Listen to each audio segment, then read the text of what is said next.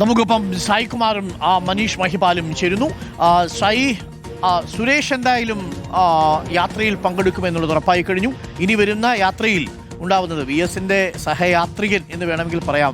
V എസിന്റെ നിഴൽ പോലെ കൂടെ നടന്ന സുരേഷ് ഇനി സതീശനോടൊപ്പം നടന്നു തുടങ്ങും എന്നുള്ളതാണ് നമുക്കിന്നും മനസ്സിലായത്. മലമ്പുഴയിലേക്ക് മത്സര സന്നദ്ധതയും അറിയിച്ചിട്ടുണ്ടെന്ന് അറിയുന്നു. അങ്ങനെയാണെങ്കിൽ UDF സ്വതന്ത്രനായി സുരേഷ് വരും. വി എസിന്റെ സന്തത സഹചാരി എന്ന നിലയിൽ ഇടത് ക്യാമ്പുകളിൽ, ഇടത് അന്നത്തെ മാധ്യമങ്ങളിൽ വി എസിനെ ഏത് ഫ്രെയിം എടുത്താലും ആ ഫ്രെയിമിൽ സുരേഷ് ഉണ്ടായിരുന്നു. ആ സുരേഷിനെയാണ് UDF ഒപ്പം കൂട്ടുന്നത്. പക്ഷേ ഏറെക്കാലമായി, എനിക്കൊന്ന് 13 വർഷമോ മറ്റുമായി ഇപ്പോൾ സുരേഷ് പാർട്ടിയിലില്ല. അതുകൊണ്ട് തന്നെ CPM-നെ സംബന്ധിച്ച് ആ അർത്ഥത്തിൽ വലിയ നഷ്ടവുമല്ല. CPM-ന്റെ അംഗം പോലുമല്ല ഇപ്പോൾ സുരേഷ്. പക്ഷേ അത് ഒരു മോറൽ വിക്ടറിയാണ് UDF-നെ സംബന്ധിച്ച്. മലമ്പുഴയിലേക്ക് വരുമ്പോൾ ഇടത് കോട്ടയാണ്, അതുകൊണ്ട് തന്നെ ഏതെങ്കിലും വിള്ളലുകൾ വീഴ്ത്തുമെന്നൊന്നും ഇപ്പോൾ ആരും കരുതുന്നില്ല. പക്ഷേ ആ സ്ഥാനാർത്ഥിയെ പ്ലേസ് ചെയ്യുന്നതിലൂടെ ഒരു വിസ്മയം സമ്മാനിക്കാൻ പറ്റുന്നുണ്ട് UDF-ന്, അല്ലേ സായികുമാർ?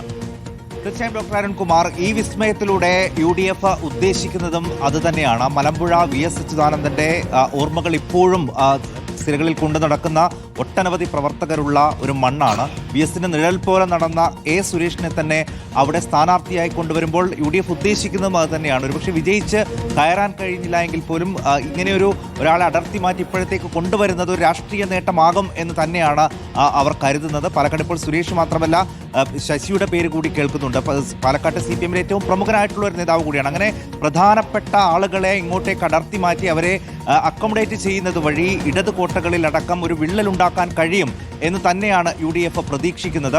പ്രതിപക്ഷ നേതാവിൻ്റെ പൊതുയുഗയാത്രയിൽ തന്നെ ഇപ്പോൾ സുരേഷിൻ്റെ ആ ഒരു എൻട്രി ഉണ്ടാകും. അവിടെ വെച്ച് അദ്ദേഹത്തിൻ്റെ UDF-ലേക്കുള്ള പ്രഖ്യാപനം ഉണ്ടാകും. അങ്ങനെ ആ ഒരു മാസ് എൻട്രിയിലൂടെ UDF കൈകൊടുക്കാനാണ് ഇപ്പോൾ പാർട്ടി തീരുമാനിച്ചിരിക്കുന്നത്. പാലക്കാട് ജില്ലയിലേക്ക് പ്രവേശിച്ചു കഴിഞ്ഞു UDF-ന്റെ പൊതുയുഗയാത്ര. നാളെയാണ് മലമ്പുഴ മണ്ഡലത്തിൽ പര്യടനം നടത്തുന്നത്. അവിടെ വെച്ചാകും സുരേഷ് UDF-നോടൊപ്പം ചേരുക. അദ്ദേഹം പാർട്ടിയിൽ കഴിഞ്ഞ എത്രയോ നാളുകളായി അച്ചടക്ക നടപടി നേരിട്ടതിൽ പിന്നെ അദ്ദേഹം ഇപ്പോഴും ആ നടപടി നേരിട്ടുകൊണ്ടിരിക്കുകയാണ്. പാർട്ടിയിൽ ചേരാൻ വേണ്ടി അദ്ദേഹം പലതവണ പാർട്ടിക്ക് കത്തെഴുതിയിട്ടും അതൊന്നും പാർട്ടി മുഖവിലേക്ക് എടുത്തിട്ടില്ല.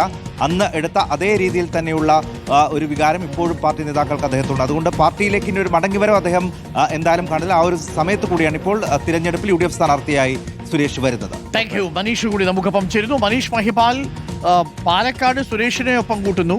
കഴക്കൂട്ടത്തെത്തുമ്പോഴേക്കും പ്രേംകുമാറിനെ ഒപ്പം കൂട്ടുന്നു. പ്രേംകുമാറിനാണെങ്കിൽ സാഹിത്യ അക്കാദമി ചെയർമാൻ സ്ഥാനത്ത് തന്നെ മാറ്റിയ ഒരു വിഷയമാണ് പ്രധാനമായിട്ടും പരിഭവം തോന്നിച്ചത്. പക്ഷേ സുരേഷ് കൊടുത്തതുപോലൊരു ഉറപ്പ് പ്രേംകുമാർ UDF നേതാക്കൾക്ക് കൊടുത്തിട്ടുണ്ടോ സ്ഥാനാർത്ഥിയാവുന്നതിനെ സംബന്ധിച്ച മനീഷ്?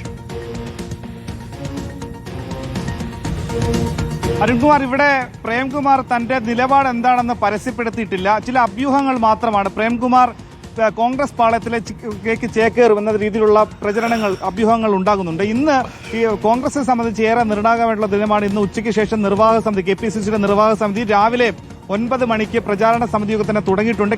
AICC-യുടെ നിരീക്ഷകൻ കൂടിയായിട്ടുള്ള സച്ചിൻ പൈലറ്റ് അടക്കമുള്ള മുതിർന്ന നേതാക്കളും തിരുവനന്തപുരത്ത് എത്തിയിട്ട് ഇന്ന് ദിവസം പ്രേംകുമാർ കോൺഗ്രസിലേക്ക് എത്തുമെന്ന രീതിയിലുള്ള പ്രചരണം കോൺഗ്രസ് ഗ്രൂപ്പുകളിൽ നിന്ന് വ്യാപകമായിട്ടുണ്ട്. പക്ഷേ ഇത് സംബന്ധിച്ചുള്ള നിലപാട് വ്യക്തമാക്കേണ്ടത് പ്രേംകുമാറാണ്. പ്രേംകുമാർ പക്ഷേ ഇടത് പ്ലാറ്റ്ഫോമിൽ നിന്നും അകന്നു പോകാതിരിക്കാനുള്ള പരമാവധി ശ്രമങ്ങൾ CPM-ന്റെ ഭാഗത്തുനിന്നുണ്ടാകും. ഇന്നലെ രാത്രി തന്നെ MLA കടകംപള്ളി സുരേന്ദ്രൻ കഴക്കൂട്ടത്ത് അദ്ദേഹത്തിന്റെ വീട്ടിലെത്തി നേരിൽ കാണാനുള്ള ശ്രമം നടത്തിയിരുന്നു. ഒപ്പം തന്നെ CPM-ന്റെ ജില്ലാ സെക്രട്ടറി V. ജോയ് അടക്കം അദ്ദേഹത്തിന്റെ എന്തെങ്കിലും തെറ്റിദ്ധാരണ ഉണ്ടെങ്കിൽ അദ്ദേഹം ആ രീതിയിലുണ്ടെങ്കിൽ അത് പ്രശ്നപരിഹാരം ഉണ്ടാക്കും. അദ്ദേഹത്തിന് ചലച്ചിത്ര അക്കാദമി സ്ഥാനത്ത് നിന്ന് നീക്കിയതിൽ ഇരട്ടത്താപ്പ് ഉണ്ടായി സർക്കാരിന്റെ ഈ പാർട്ടിയുടെ ഭാഗത്തുനിന്ന് അദ്ദേഹത്തിന്റെ പ്രധാനപ്പെട്ട പരിഭവം. അത്തരത്തിലുള്ള എന്തെങ്കിലും തെറ്റിദ്ധാരണ ഉണ്ടെങ്കിൽ അത് പാർട്ടി പരിഹരിച്ച് മുന്നോട്ട് പോകും. പക്ഷേ നിലവിൽ പ്രേംകുമാർ ചർച്ചയ്ക്ക് തയ്യാറാവുന്നില്ല എന്നതാണ് ഏറ്റവും ശ്രദ്ധേയമായ കാര്യം. ഒപ്പം തന്നെ പരസ്യമായ നിലപാട് വ്യക്തമാക്കാനോ താൻ ഇന്നത്തെ ദിവസം എവിടെയുണ്ടെന്ന് പോലും പറയാൻ പ്രേംകുമാർ ഇതുവരെ തയ്യാറായിട്ടില്ല. പക്ഷെ അദ്ദേഹം തന്റെ നിലപാട് ഉടനെ തന്നെ വ്യക്തമാക്കുമെന്ന് കഴിഞ്ഞ ദിവസം തന്നെ പറഞ്ഞാണ്. KC വേണുഗോപാലുമായി സംസാരിച്ചിരുന്നു. പക്ഷെ അത് ചില പേഴ്സണൽ കാര്യങ്ങൾ മാത്രമാണ് അദ്ദേഹം തരുന്നത്. പക്ഷേ ചില സൂചനകൾ നൽകുന്നത് തന്റെ അച്ഛൻ നേരത്തെ INTC കോൺഗ്രസ് പാരമ്പര്യമുള്ള നേതാവായിരുന്നു എന്നും താൻ ചെറുപ്പകാലത്ത് കോളേജ് പഠനകാലത്ത് KSUവിന്റെ പാനലിൽ മത്സരിച്ചു എന്നൊക്കെ ചില സൂചനകളുണ്ട്. അത് വരെ ഈ മുന്നണി മാറ്റം അല്ലെങ്കിൽ പാർട്ടിയിലേക്ക് ചേക്കാനുള്ള എന്തെങ്കിലും സാധ്യതയാണോ എന്ന് കൂടി വിലയിരുത്തേണ്ടി വന്നെങ്കിലും ഇതിനെ സംബന്ധിച്ച് നിലപാട് വ്യക്തമാക്കേണ്ടത് പ്രേംകുമാർ തന്നെയാണ്. Doctor Arun, thank you. Manish മഹിപാലും സായികുമാറുമാണ് വിവരങ്ങൾ നൽകിയത്. അപ്പോൾ പാലക്കാട് സുരേഷ്, കഴക്കൂട്ടത്തെത്തുമ്പോൾ അത് പ്രേംകുമാർ, ആലപ്പുഴയിലെത്തുമ്പോൾ ജയൻ ചേർത്തല. വിസ്മയങ്ങൾ സാധ്യതയുണ്ട്, PK ശശിയുടെ കാര്യമടക്കം. അപ്പോൾ വിസ്മയങ്ങൾ പാർട്ടിയായിട്ടല്ല, വ്യക്തിയായിട്ടാണ് ഇപ്പോൾ സംഭവിച്ചുകൊണ്ടിരിക്കുന്നത്.